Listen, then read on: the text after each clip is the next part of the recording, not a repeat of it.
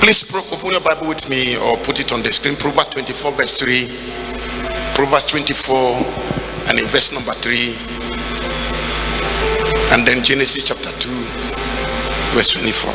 Proverbs 24 verse 3 say, true wisdom is an house builded, and by understanding it is established. True wisdom is an house builded, and by understanding it is established. Genesis chapter 24 and in verse number 24. He said, and she said unto him, Genesis chapter 2 verse 24. Excellent. Therefore, just a minute.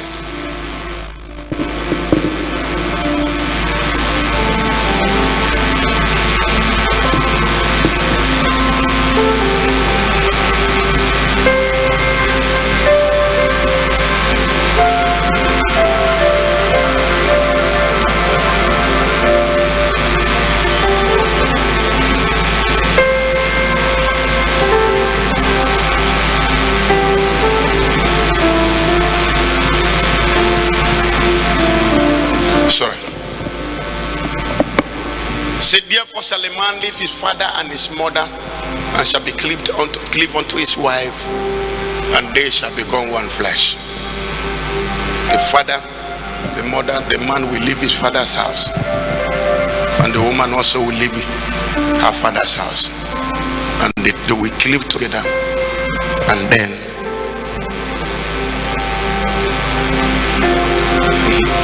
they shall be one flesh. The Lord bless the reading of his word in the name of Jesus Christ.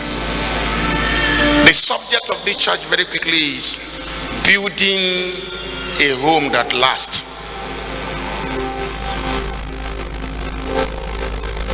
He said by wisdom and a house is built. Building a home that lasts. Our objective is just one this morning or this afternoon. It is understanding the building blocks in marriage that last. Understanding the building blocks in the marriage or home that lasts. Three things I will say by way of introduction. Number one, marriage is a building, and every building requires work in construction and in maintenance. Marriage is a building. Said by wisdom and house is built. Marriage is a building,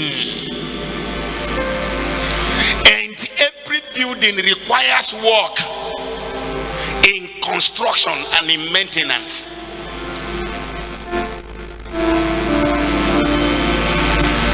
For you to have a building, there must be a work in place. And if you have built it, for you to still have a building, there must be the work of maintenance. So what are you saying? Anywhere you see high tower, it is because people went to work. Whether it's a high towered structure or a high towered destiny or a high towered marriage, it is because people went to work. So if you don't build it, it won't be worth it. If you don't build it, it won't be worth it. Number two, marriage is a project of two adults who have agreed to work it out. It's a project. Marriage is a project of two adults who have agreed to work it out. Please, I want us to know today that marriage is not a destination, it is a journey. It is not a destination. So when someone said I have married, so I have arrived, it's a lie. You are entering into a different phase of work. Marriage is a project of two adults who have agreed to work it out. And you work it until it is worth it. You work it until it is worth it. You work it until it is worth it.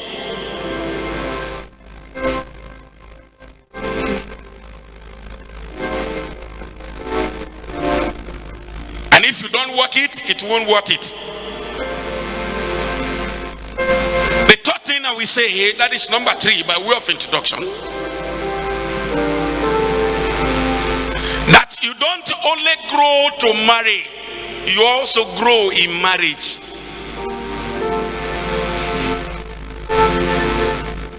You don't only grow to marry, you also grow in marriage. A man shall leave his father's house. A man is already grown to marry, but inside this marriage he will still grow. The woman is grown for marriage, and inside the marriage she will still grow.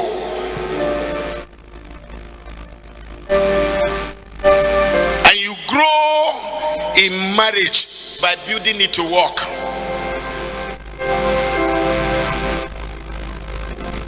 You grow in marriage by building it. You grow in marriage by working it. And whatever you don't work at will not work out. Whatever you don't work at will not work out. Marriage is a work. The question therefore is, what are the building blocks of the marriage or home that lasts? If marriage is a building, and if marriage is a product, and if that we don't only grow to marry, and that we also grow in marriage, what are the building block of the home that lasts? Number 1 is love. Love. Love is a major block of the home or marriage that lasts. It's a major building block. It's a major building block of any marriage that must last, of any home that must last. In Ephesians chapter 5 and in verse number 25, God told the man, love your wife. Husband, love your wife. In 1 Corinthians chapter 13 and in verse 4 and 7, Paul was speaking to us through the Corinthian church. He says, charity suffereth long. Charity is love. If you get another translation, this is King James. Other translation will confirm it to you. It's love. Charity suffereth long. It is kind. Charity envious not. That is love vaunted not itself, not puffed up. Love beareth all things. Love believe all things. Love hope all things. Love endure all things. Love. That is why it's not good to marry your enemy. Beloved, I want us to know today that if you marry by pity, the marriage might not be easy.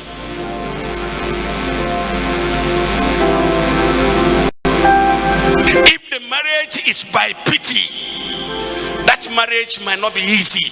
The home might not be easy. That you pity a man enough to marry him, or you pity a woman enough to marry her, that home might not be easy.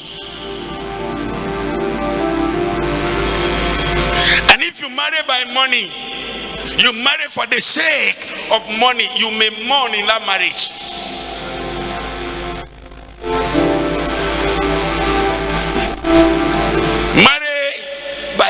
By money, you saw money, it was money that was your consideration.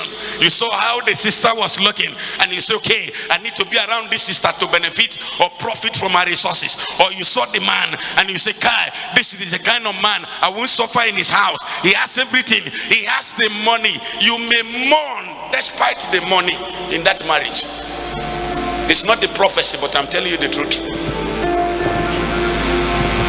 And it's not African magic, it's reality. If money is the consideration. And if you marry by loss, you may need help to come out of it, because you may really be lost in it. Lost, S-U-S-T. If you marry by lust,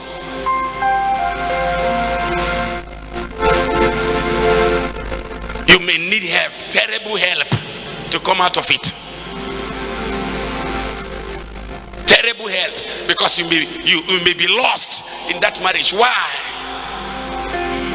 For example, if a man cannot control his manhood before marrying you, only you will not be enough for him.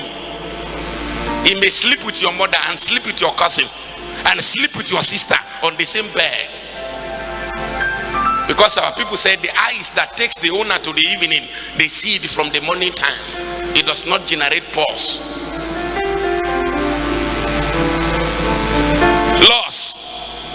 And if the lady cannot control her waist before marriage and say, let us wait until marriage, he can't. The waist is too much on fire, it cannot be controlled. That person, that lady may kill you before your time, because only you will not be enough.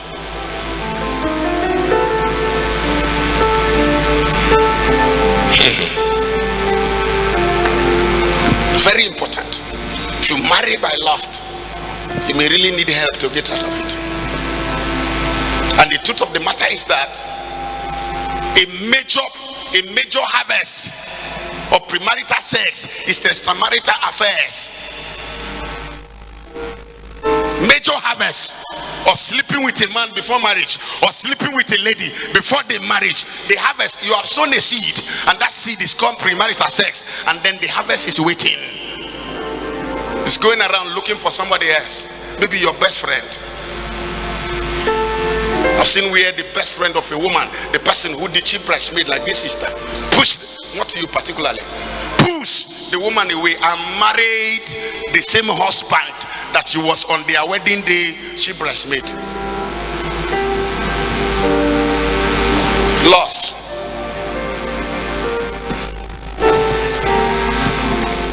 But if you marry by love endureth all things. Love is not bought off. It's not braggadocious.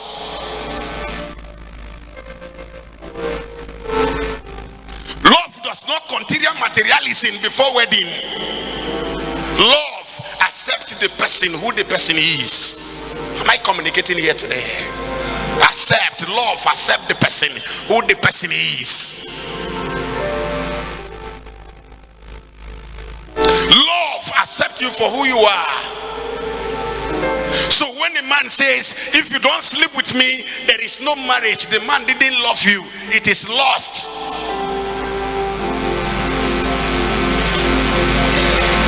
When someone said, okay, we live in a very terrible generation where some mothers will tell their daughters, that man, have you tested him? How do you know that he's a man before you enter inside? What a terrible word. What a terrible word. What a terrible generation.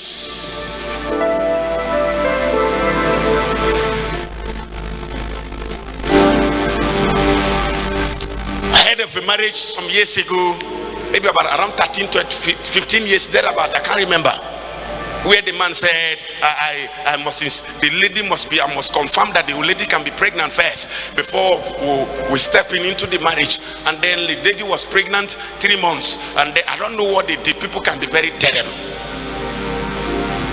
And went ahead and did wedding in church. And at the end of the day, after the whole wedding, it wasn't long. The pregnancy was bled away. And it was like God saying, you want to test me?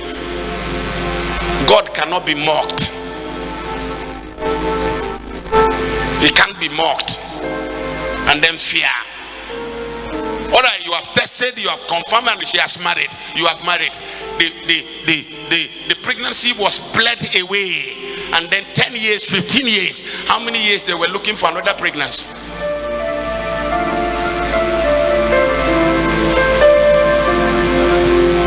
But if marriage is by the building block of love, you can work it to last.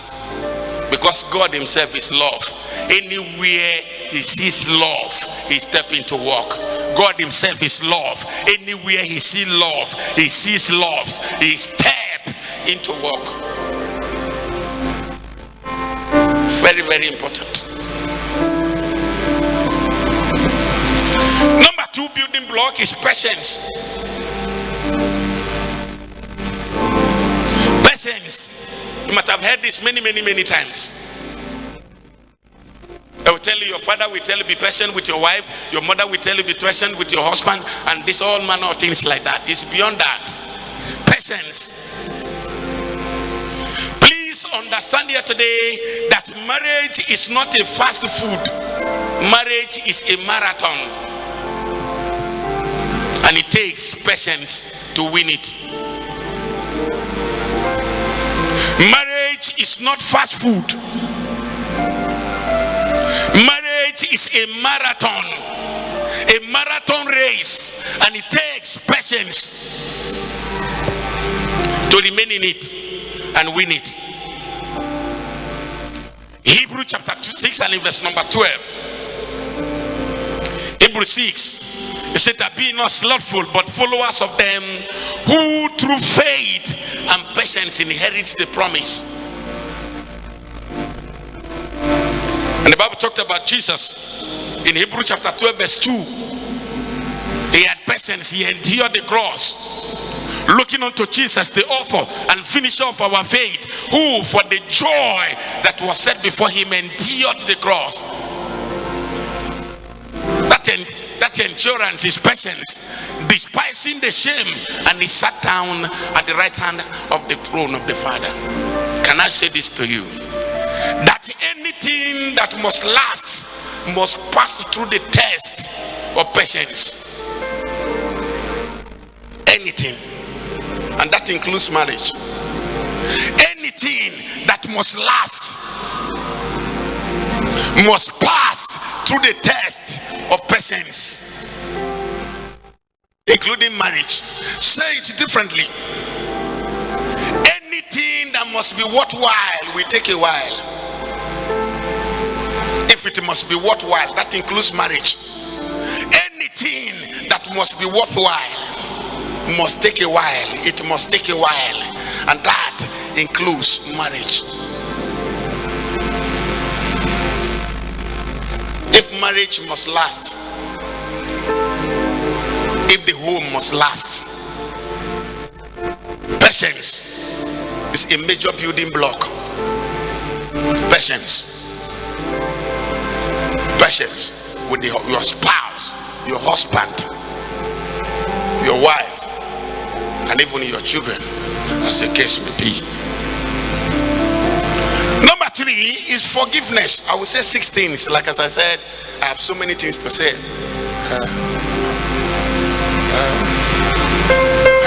By the grace and the mercy of God, we are not in lacking of words. We are not in the famine of words. But our challenge is time. Building the home that lasts. Number 3 is forgiveness. Forgiveness. Marriage can only happen between 2 adults who are ready to forgive. Marriage can only happen between the two adults who are ready to forgive. If you are not ready to forgive, you are not ready to have a home. If you are not ready to forgive, you are not ready to have a marriage. Why do you say that, Pastor? Whether you like it or not, there are things that will happen along the way that may make you think as if you make mistake. Am I communicating? Whether you like it or not, I thought I prayed for this marriage. I thought I heard God for this marriage. Did I make mistake because some of the things you are seeing that you didn't bargain? Whether you like it or not, there are things you will see in the course of the marriage that will make you feel, is it a sin to marry? That's why forgiveness is a major building block. Because the man you marry is not a perfect man, and the woman you marry is not a perfect woman. So be quick to forgive and be quick to say sorry where necessary. Be quick to forgive and be quick to say sorry where necessary. Again, be quick to forgive and be quick to say sorry where necessary, if the marriage or the home must last.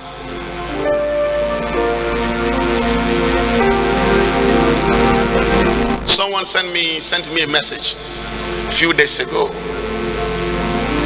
and I replied the person. First of all, I said, the way you talk is like you have a very bad manner.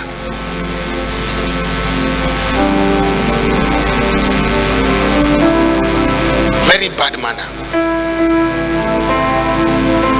Pastor, this and that. I don't even know whether it's a good afternoon or good morning. Say, Pastor, my baby must suck breast now. Before the evening. You are the only one who can talk to him. And I was wondering. I told my wife, I said, I don't understand. My baby must suck breast now. As a human being, I said, maybe there is a specific food, since she's breastfeeding, that she need to eat for the breast milk to come out, for the child to take. Maybe the food is not available, and he's expecting that I should trust God for provision for them. Am I communicating? My baby must suck breast before the evening. But that was what I got. But the later part of the message said, you are the only one who can talk to him. Who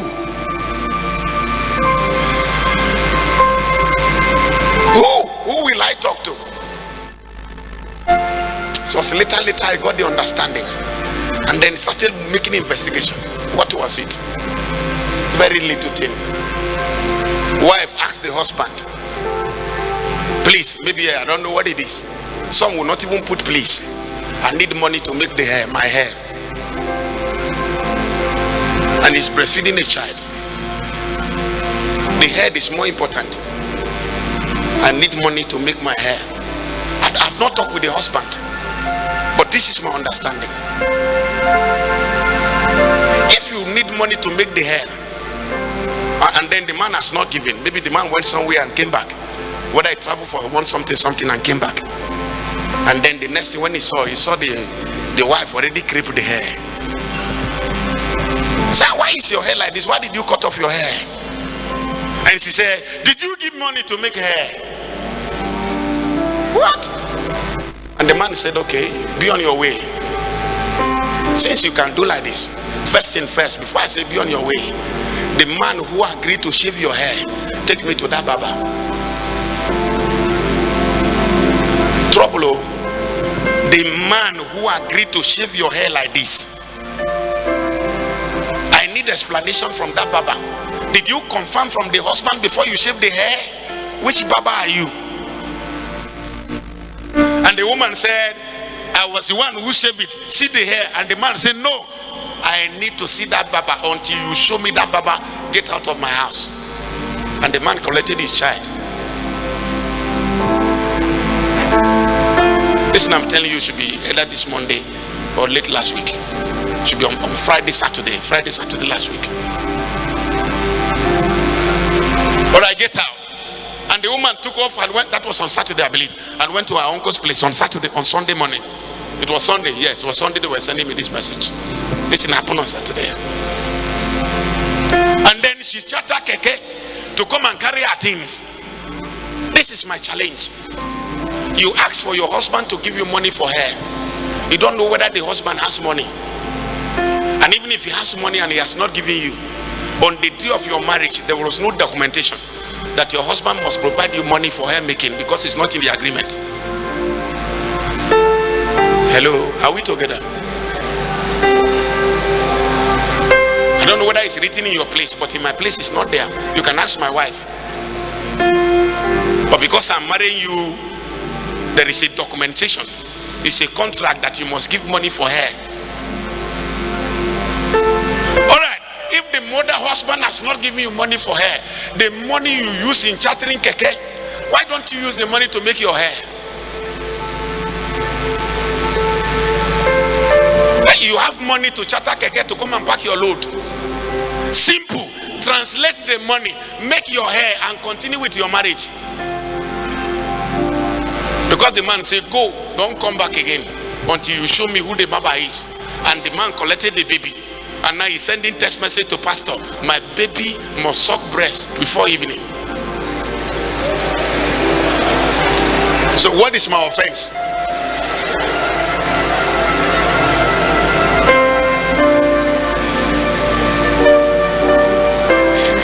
If people should pray for this pastor, what is my offense? And then I made investigation. I called the woman direct later. He said, I shaved the hair because she didn't give money to make it. I said, keep quiet.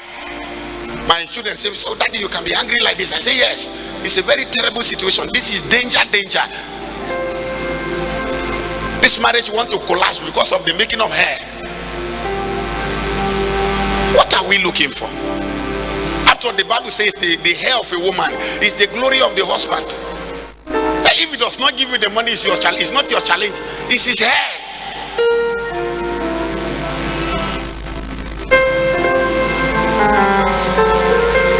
There is a story of a man who came back from work and asked his wife, please, can I get food to eat? That was by 8 p.m. And the wife said, why didn't you ask the housemaid? What? You should ask the housemaid. And then the husband said, okay, I don't want again. I don't want. All right, don't bring the food again. Since I say, can you give me food to eat? That is dinner. And he said, why didn't you ask the housemaid? Question, is the housemaid or househelp the wife? And then the husband has to send the same housemaid to go and buy mineral and drink mineral and sleep with empty stomach. If you are not ready to forgive, you cannot have marriage. That is enough to wound anybody's daughter. What did I say? Forgive. And woman, I'm talking to you. Don't be too busy to cook for your husband. Is it laziness? And somebody will tell you they have everything. The cook is there, the whatever is there, the dry cleaner, whatever is there. What is your use in the life of your husband? You see, the other room, it's not every husband that is interested in the other room. And if your husband cannot eat your physical food, you can be sure that he's eating another food outside, including the other room. I didn't say anything.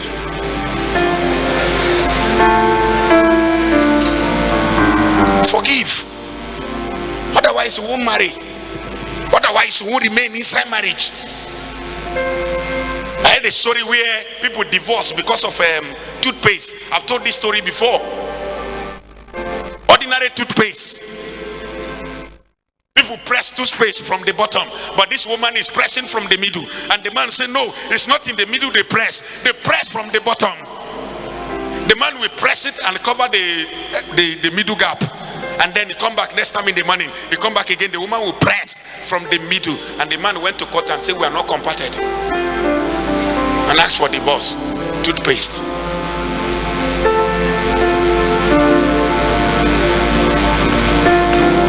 Forgive. Be ready to forgive. Forgive your spouse, your husband, your wife, your children. Otherwise, the marriage will not last.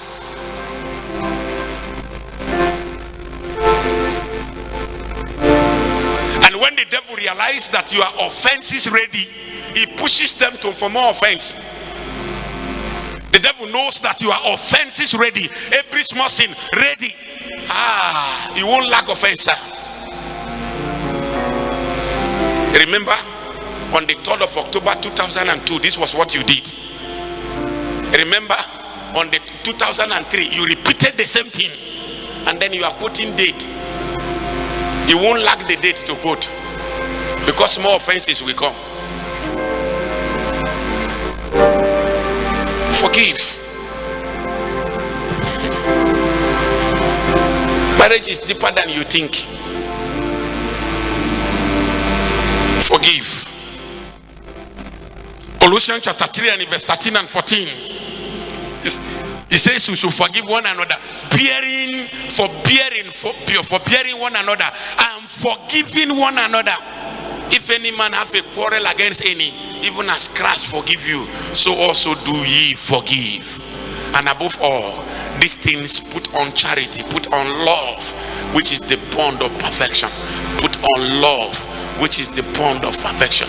Put on love, which is the bond of perfection. See, the truth of the matter of life is that it is those that you love that offends you most. So forgive. Number 4 is openness, or call it sincerity. Building block number 1 is love. Number 2 is patience. Number 3 is forgiveness. Number 4 is openness or sincerity. Openness or sincerity. Please, I want us to know today that any building whose foundation is a lie has no future, including marriage. Any building whose foundation is a lie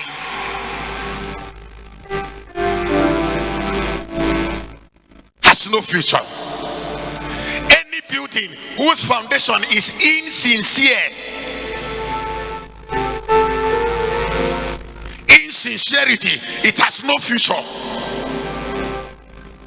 In Genesis chapter 2 verse 25, the Bible said, and they were naked and they were not ashamed. Both were naked, they were open, nothing to hide. The man and his wife, and they were not ashamed, they were opened.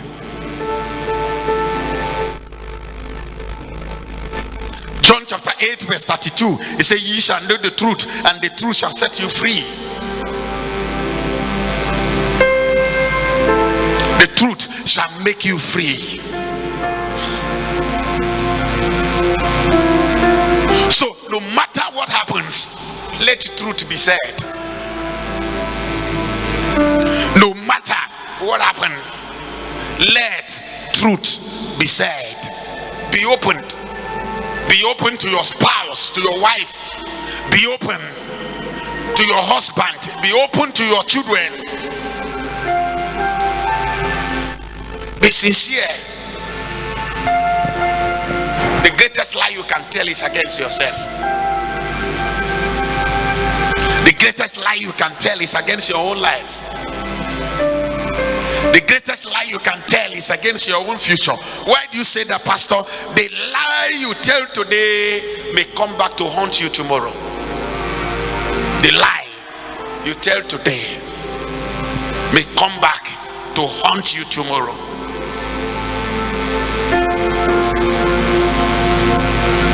Luke chapter 8 and verse 17. There is nothing hidden that shall not be uncovered, for nothing is secret that shall not be made manifest, neither anything hid that shall not be known and come abroad. Nothing that is hidden that has not, no secret that cannot be made manifest, and nothing that is hid that shall not be known and come abroad. You may cover it today, but give it a little time, it will be exposed by all means. Why don't you tell the truth and save your future? Truth makes free. Number 5 is commitment. Building block for the marriage that lasts, or a home that lasts. Number 5 is commitment. I say this and say the other one, and then we are good to go. Commitment. We said earlier on that marriage is a covenant. Okay, marriage is a covenant, and every covenant is sustained by the commitment of both parties. Marriage is a covenant, and every covenant is sustained by the commitment of both parties.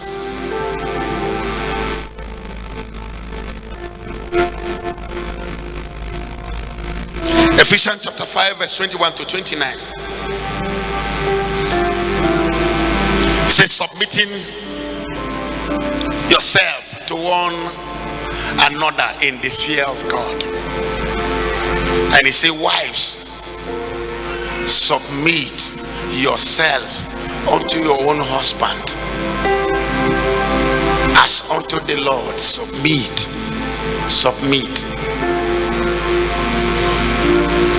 For the husband is the head of the wife, even as Christ is the head of the church, and is the savior of the body. Therefore, as the church is subject unto Christ, so let the wives be subject unto their own husband in all things. That is a commitment of the wife. Submit. Just one word. To your husband in all things. Your husband is not your competitor. Your husband is not your age mate. He may be of the same age. For the fact that he has become your husband, is your husband. He may be classmate, but in this context of marriage, is not your mate.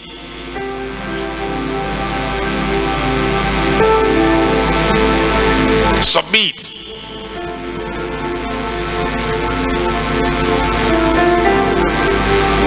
It should not be taken for granted. Submit. There are women who bow in greetings to their bosses in the office, and then when they come to their husband, they are standing like Standard Bank to greet.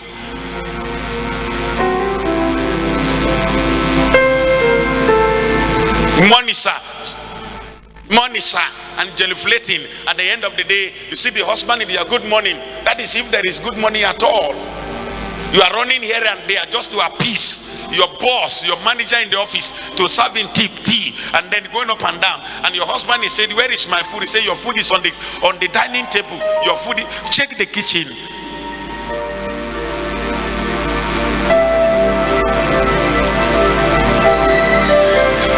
Submit yourself unto your husband as the church unto Christ. And he says, submit in all things. All things, including your body. Submit in all things. Like as I said the other time, if the man's temperature is high and you refuse to give him the step down transformer, where do you expect him to go and hug the transformer? The tension will not come down until there is a step down transformer, and you are the one who has it. If you don't submit, you look for somebody else, because the transformer must be stepped down. And if the transformer is not hot, then it's also a challenge. So you see, the transformer temperature is there always. If the temperature is not there, you need prayer to wake up, because it's very important. Very important. I'm telling you, my sisters, my daughters are confirming to me that is very important. What are you telling me? I like these sisters. That is true confession. Very important.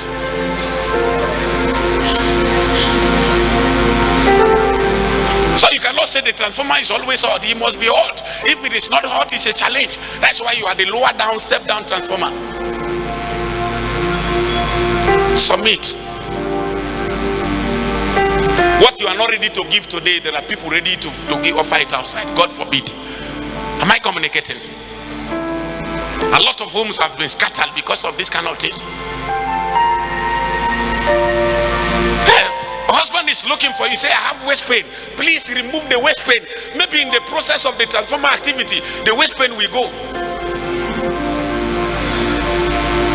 And if it's serious waist pain, please see me, I will pray for you. I'll lay hands on the head and the waist pain will go, so that the business can continue.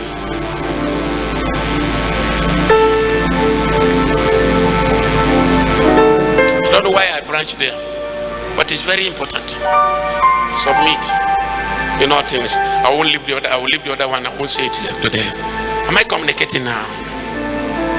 And then you talk about the husband, the love. What verse? Husbands love. That is a commitment. Husband, love your wives, even as Christ also loved the church and gave himself for it. I am aware that man can do anything for the sake of love. Put it back. I'm reading. That he might sanctify and cleanse it with the washing of water by the blood. Love your wife. Sanctify it and cleanse it. Sanctify it, cleanse it. Let your wife look like real wife by taking care of the wife, but not like the one was saying that did you give me money to make a hair? Malam haba malam haba.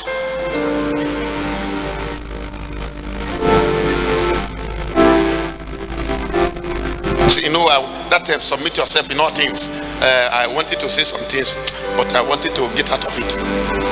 But it's very important. Say submit unto your husband in all things, including your money. If you're on salary, submit. In all things. How many things? Apart from your body, your salary. And it's just submit. And it's only a poor husband that will look for the salary of the wife. But the most critical thing is the salary has come. But we have this kind of things to handle. It's enough that your husband is not even aware when salary come. It happened to me many years ago with my wife. I have never touched her salary for once. I've never asked her to bring salary for once. For what now? There is no need. Am I communicating? Her salary belongs to her 100%. But it doesn't used to tell me when salary comes until the Holy Spirit has to tell me just receive salary now. I'm going to tell her, say, woman of God, God just told me now, I just got a last so and so date. He said, yes, it's actually it's true. I said, no, malam. We talk. I don't know whether but it's very important so that you can even plan your own life and plan together. The husband too can show what the salary is to the wife, how he collects salary, and then they plan together so that the wife too will not over demand him. He should have limit because he know what the man is carrying, is collecting. It's only a poor husband who say bring that to your husband, whatever. No, my wife's money is for herself. She collects salary as long as they pay their salary. She collects salary. I have never asked for once. The salary is not for food. The salary is not for children's school fees. The salary is not for anything. It's just to herself. And if you want to minister to her family, no challenge. I'm also ministering to our own family too. Am I communicating? What I give my family is what I give to our family. The same. Every time.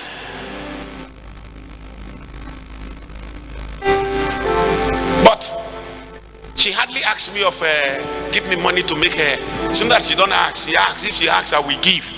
But he has a lot of whatever to go and take care of her own self.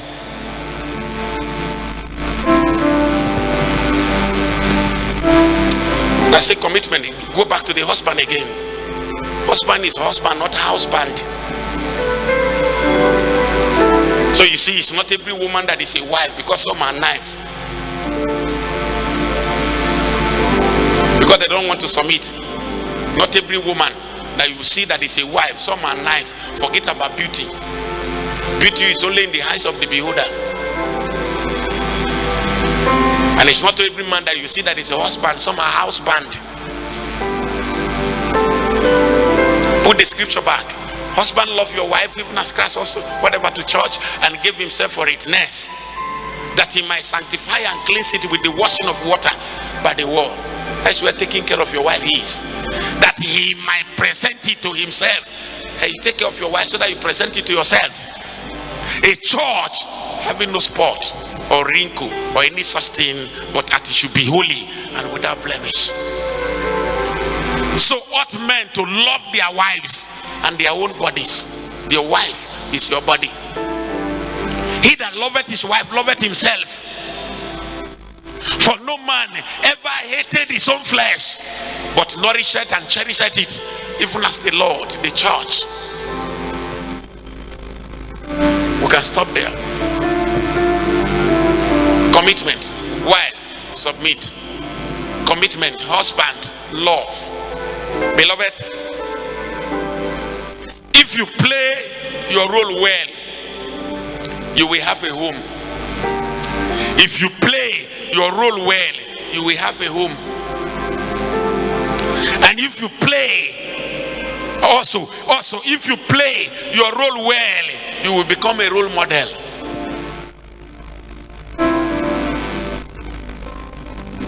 Play your role. And finally, it's a building block for a marriage that lasts. First is love. Number 2 is patience. Number 3 is forgiveness. Number 4 is openness or sincerity. Number 5 is commitment. And number 6 is understanding. Understanding. Understanding. Proverbs 24 verse 3. Through wisdom an house is builded, and by understanding it is established. Understanding, it is established. Understand your spouse. The period of courtship, like for us here, is allowed for 6 months minimum. Even though it might not give you opportunity to know the person all, because you won't know every human being complete. It takes God to even know person, to know man. Am I communicating? But at least there are things you need to see, some glimpses. And then when you get into marriage proper, you are still learning. You are still understanding your wife. You are still understanding your husband.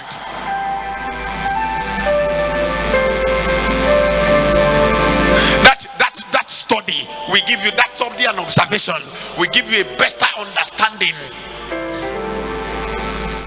of how to live well in the home. Understanding. You study him.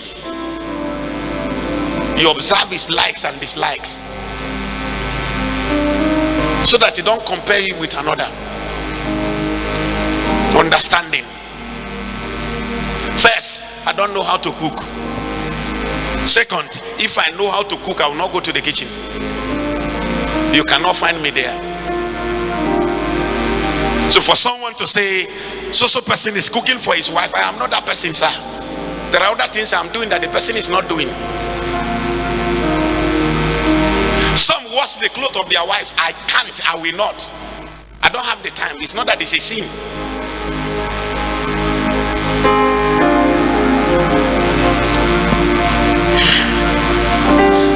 So when they say your mates are carrying children for their wives, I am not your mate. I am not that kind of mate. You can't know now. I don't have the body chemistry to carry it. One noise, you just carry it, give it to you. I just progress with my own life. I'll leave the room for you. Go to somewhere where I can focus with God.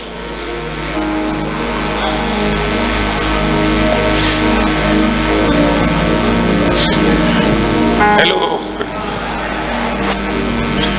Is this necessary? I'm telling you my own thing, practical. No, now.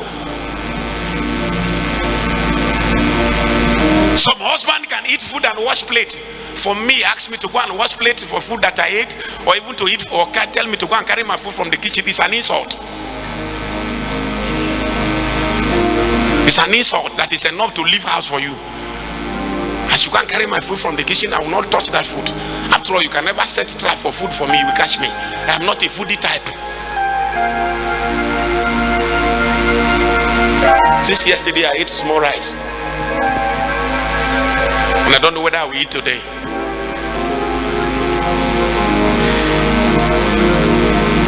Maybe I will try.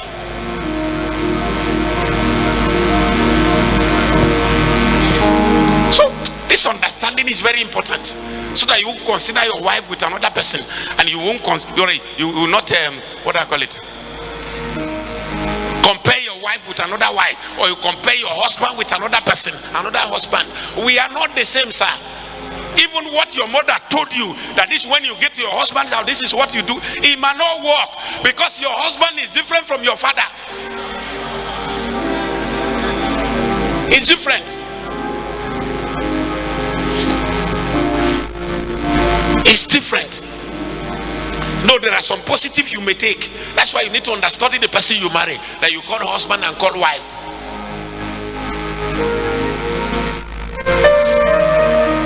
I think I've told this story before.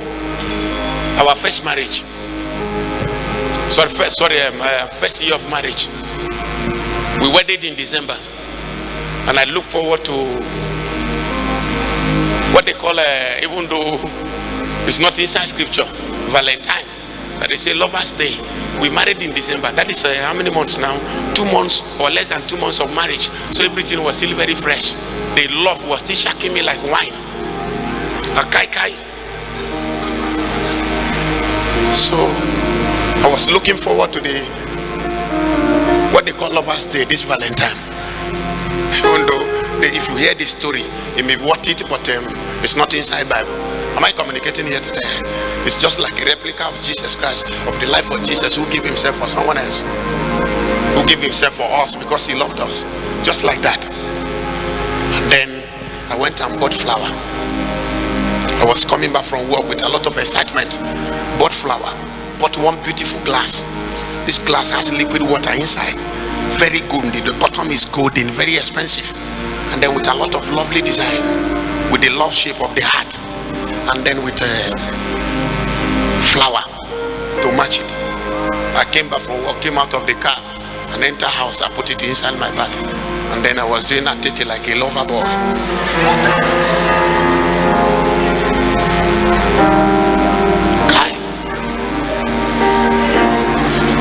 Kai. So I looked for her. She was not there. I was not in the kitchen. She was not in the parlor. So I went to the bedroom with the TV in my hand. As soon as I don't know which song or whatever I said that day, before I presented it, she just looked at me from up down. Sir, no thank you. This thing that I spent so much money from supermarket with flour to show love, it was not appreciated. It's like my blood dried from my body. Sure. So this is the type of person I marry. From that day, every Valentine come and pass, I don't remember. Please rise up on your feet.